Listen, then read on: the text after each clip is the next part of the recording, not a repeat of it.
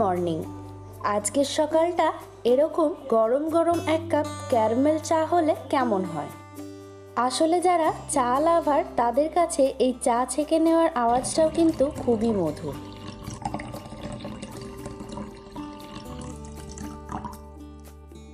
চাটা বানানোর জন্য এখানে আমি একটা সসপ্যান নিয়ে ওতে 2 চা চামচ চিনি অ্যাড করে দিলাম।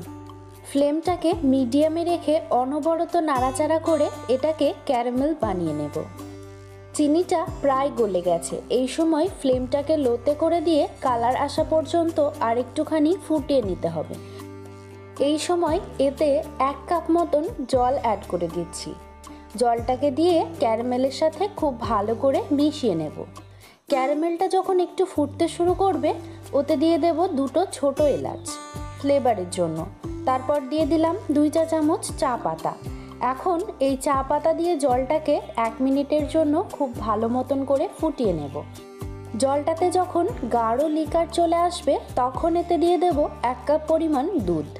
এখানে আমি 2 কাপ চা করছি, সেই কারণে 1 কাপ জল আর 1 কাপ দুধ অ্যাড করে দিলাম। এখন সব কিছুকে খুব ভালো করে একবার মিশিয়ে নেব। নিয়ে 2 মিনিটের জন্য মিডিয়াম টু হাই ফ্লেমে ফুটিয়ে নেব। আজকের এই সহজ রেসিপিটা আশা করছি আপনাদের সকলেরই খুব ভালো লেগেছে। যদি ভালো লেগে থাকে অবশ্যই কিন্তু একটা লাইক করতে একদম ভুলবেন না। এখন চাটা রেডি হয়ে গেছে আর চাটাকে আমি ছেঁকে নিচ্ছি।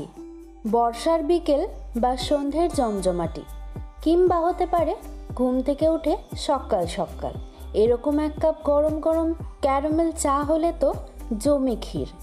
আর এরকম আরও নতুনত্ব রেসিপি পেতে আমার চ্যানেলটিকে কিন্তু সাবস্ক্রাইব করে নিতে পারেন। Thanks for watching.